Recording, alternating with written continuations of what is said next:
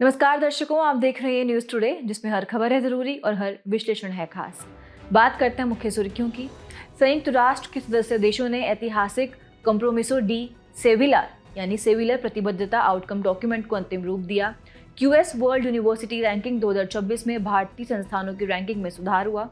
अब लड़कियां आर्ट्स की बजाय साइंस विषय को ज़्यादा चुन रही हैं। STEM स्टेम शिक्षा में लैंगिक समानता की ओर रुझान। केंद्र सरकार ने gender budgeting knowledge hub portal launch किया। विश्व निवेश रिपोर्ट 2025 विकासशील देशों में निवेश की कमी 2030 के लक्ष्यों को खतरे में डाल रही है। बुलेटिन की शुरुआत में बात करते हैं आज की पहली मुख्य खबर की।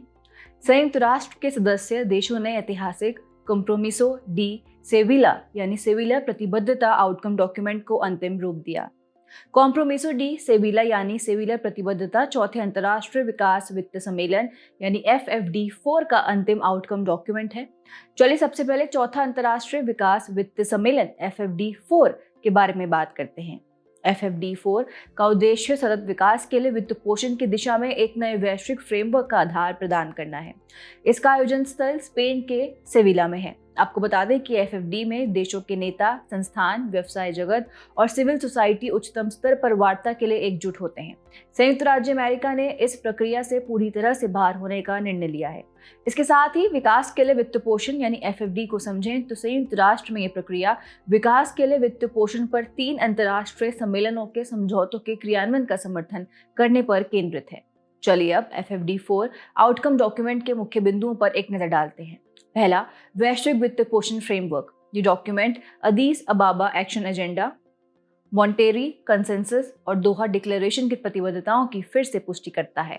इसका उद्देश्य विकासशील देशों में सतत विकास लक्ष्य यानी SDG की प्राप्ति के लिए आवश्यक वित्त पोषण में प्रत्येक वर्ष $4 ट्रिलियन की कमी को दूर करना है। दूसरा, अंतर्राष्ट्रीय वित्तीय संस्थानों में सुधार। इस डॉक्यूमेंट में समावेशी गवर्नेंस प्रणाली सुनिश्चित करने की मांग की गई है। इसके लिए अंतर्राष्ट्रीय मुद्रा कोष यानी IMF कोटा प्रणाली में सुधार, विश्व बैंक में देशों की शेयरधारिता की समीक्षा इत्यादि की सिफारिश की गई है। इसके अलावा ऋण लेने और चुकाने के दायित्व के प्रबंधन करने के लिए संयुक्त राष्ट्र, IMF और विश्व बैंक मिलकर ऐसे दिशा निर्देश या स्वैच्छिक सिद्धांत बना रहे हैं जिनका देश अपने ऋण के प्रबंधन और लेन देन में पालन कर सकेंगे। ये सिद्धांत अनिवार्य नहीं होंगे, बल्कि देशों को उन्हें अपनाने के लिए प्रोत्साहित किया जाएगा। फिर है कर सुधार। ये document base erosion and profit shifting यानी BEPS पर OECD या G20 समावेशी फ्रेमवर्क के तहत पिलर 2 के कार्यान्वयन को मान्यता देता है। पिलर 2 बहुराष्ट्रीय कंपनियों के लिए उनके संचालन क्षेत्र वाले सभी देशों या क्षेत्रों में न्यूनतम कॉर्पोरेट टैक्स का भुगतान अनिवार्य करता है। साथ ही डॉक्यूमेंट पिलर 2 के तहत global anti base erosion model नियमों और सब्जेक्ट टू टैक्स रूल यानी STTR को लागू करने के लिए देश विशेष आधारित तकनीकी सहायता प्रदान करने का समर्थन भी करता है। चलिए खबर के आखिर में विकास वित्त पोषण प्रक्रिया का विकास भी समझते हैं। सबसे पहले बात करते हैं मॉन्टेरी कंसेंसस 2002 की।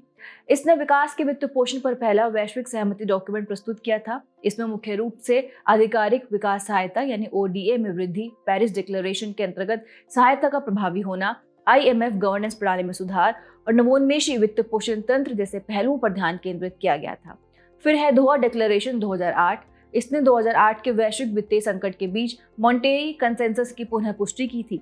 साथ ही वित्त पोषण में लैंगिक मुद्दों पर ध्यान केंद्रित किया गया था तथा जलवायु वित्त पोषण यानी ग्रीन क्लाइमेट फंड आदि जैसी नई पहलों को भी जोड़ा गया था।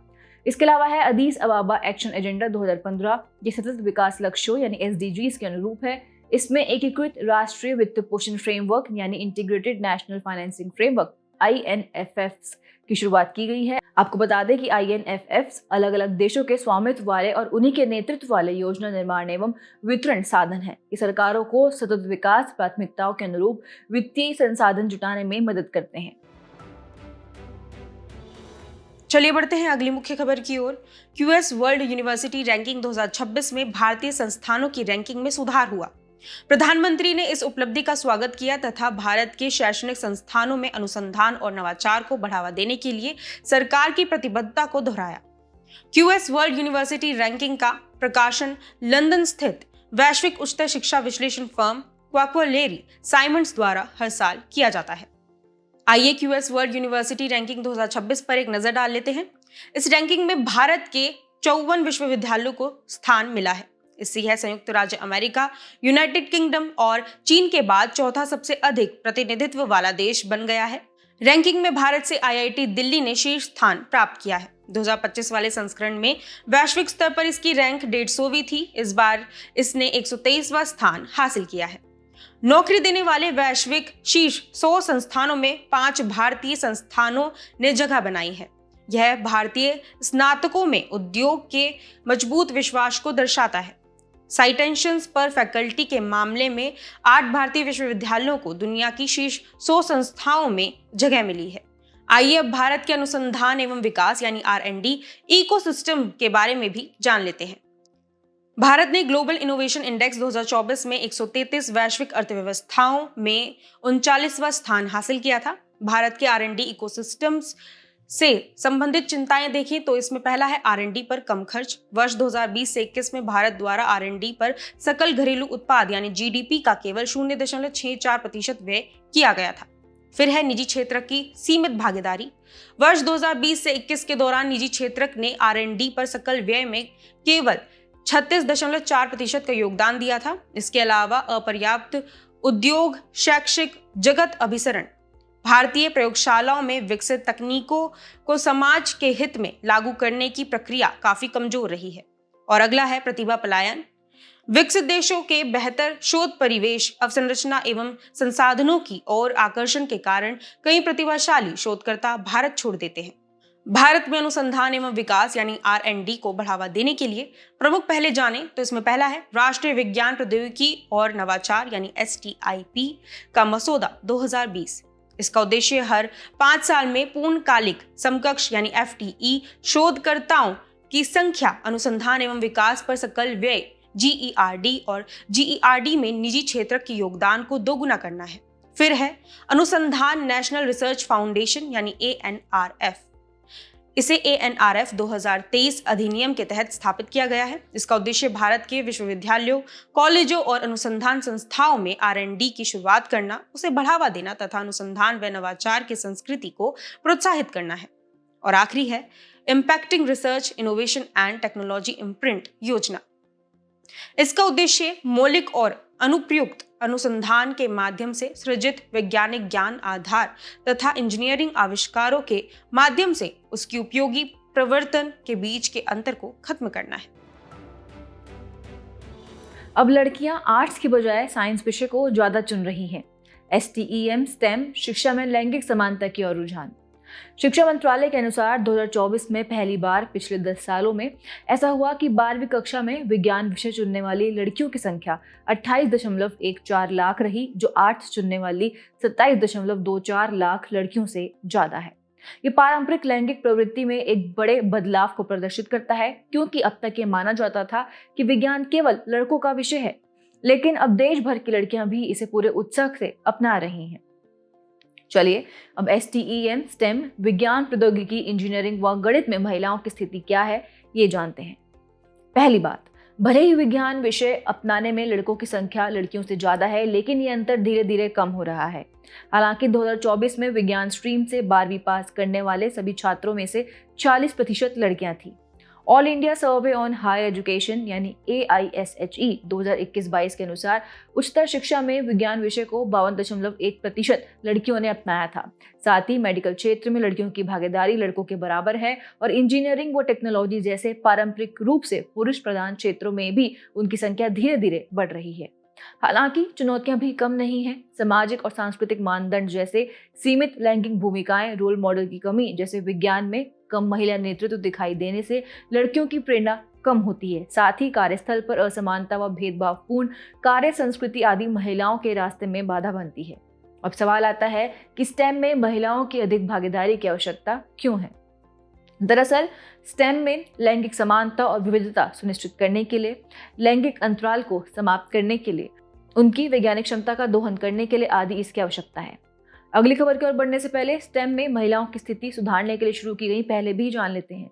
पहली पहल है विज्ञान ज्योति। इसका उद्देश्य लड़कियों को स्टेम में उच्चतर शिक्षा प्राप्त करने और करियर बनाने के लिए प्रोत्साहित करना है।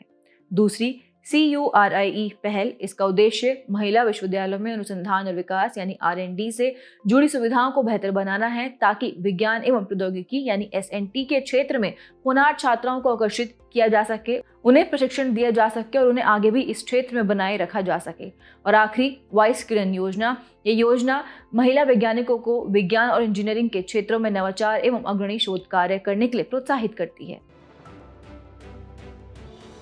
चलिए बढ़ते हैं अगली मुख्य खबर की ओर। केंद्र सरकार ने gender budgeting knowledge hub portal launch किया। केंद्रीय महिला एवं बाल विकास मंत्रालय ने जेंडर बजटिंग पर राष्ट्रीय परामर्श के दौरान gender budgeting knowledge hub portal launch किया। आइए खबर की शुरुआत में gender budgeting knowledge hub portal के बारे में जान लेते हैं।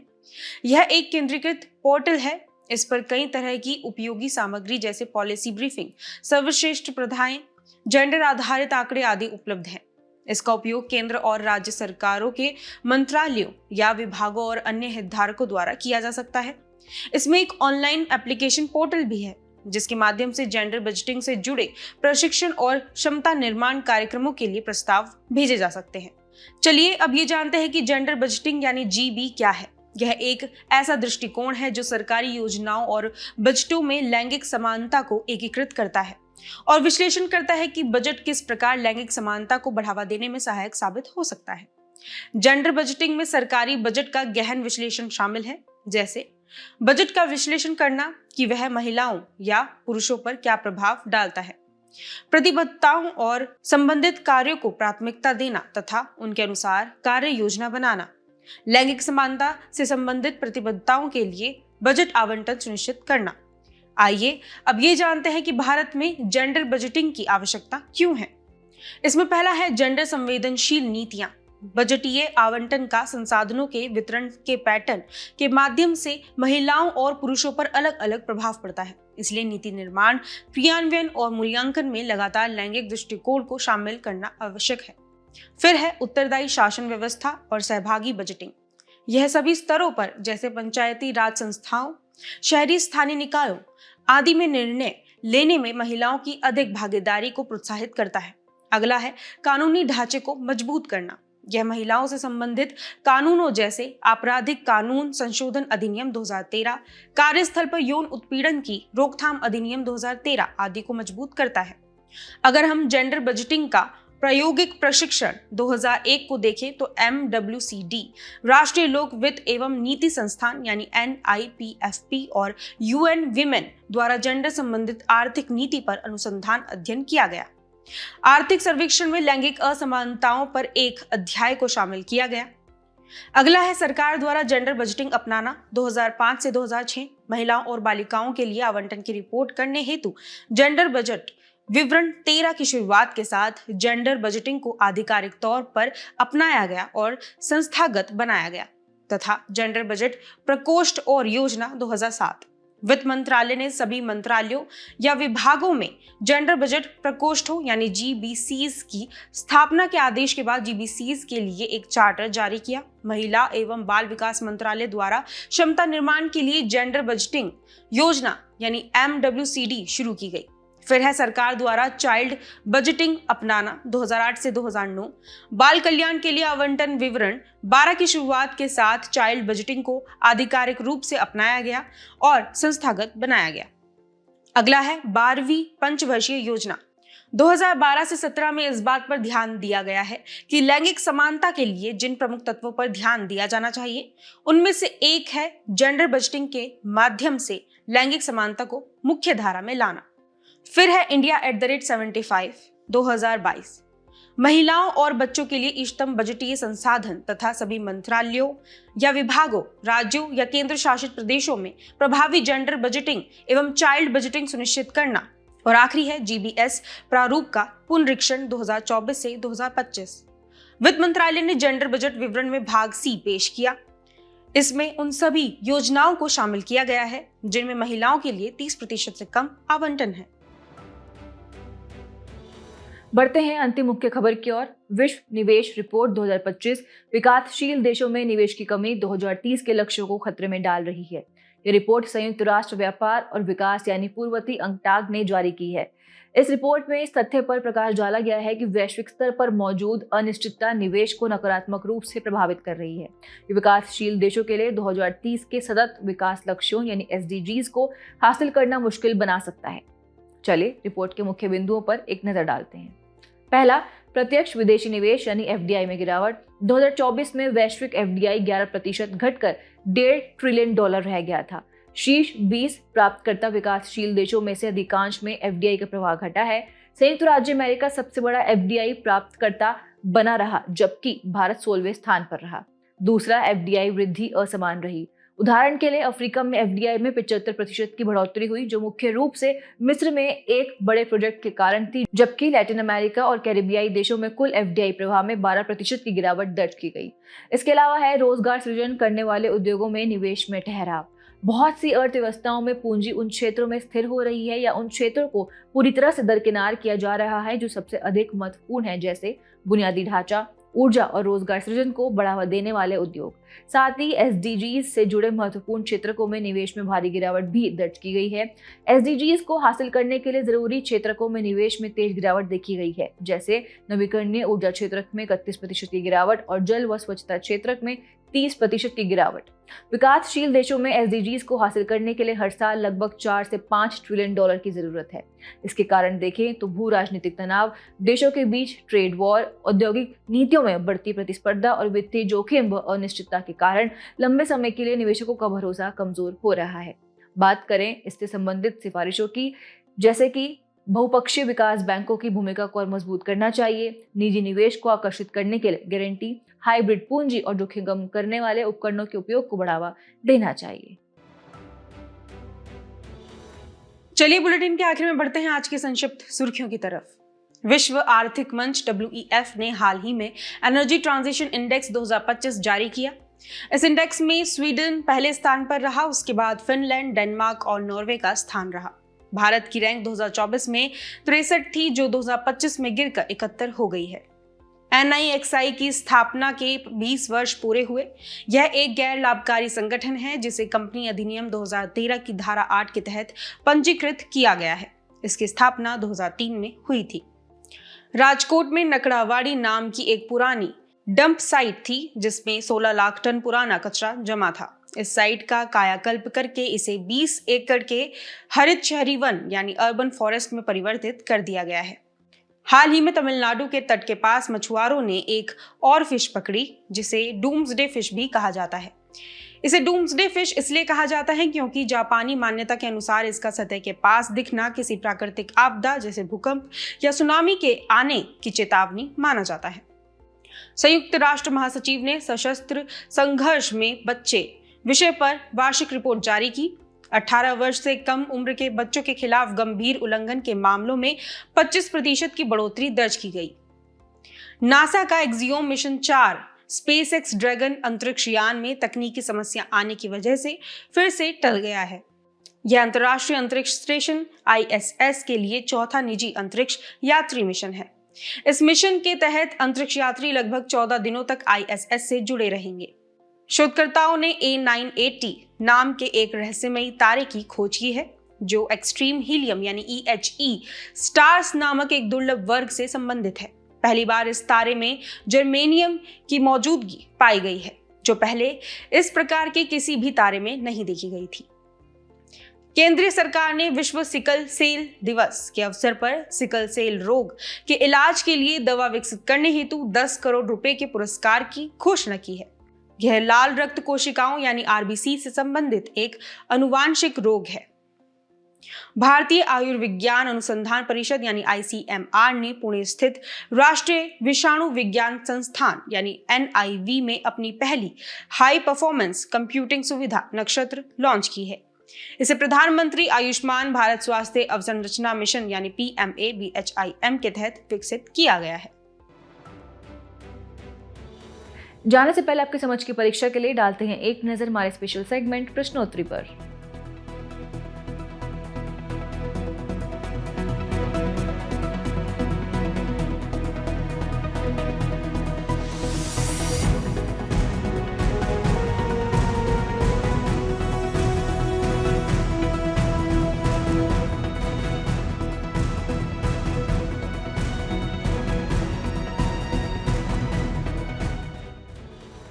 हमसे जुड़ने के लिए आपका धन्यवाद। उम्मीद है न्यूज़ टुडे का यह बुलेटिन आपको पसंद आया होगा। न्यूज़ टुडे की PDF को डाउनलोड करने के लिए और आज के क्विज के उत्तर के लिए डिस्क्रिप्शन में दिए गए लिंक्स पर क्लिक कीजिए।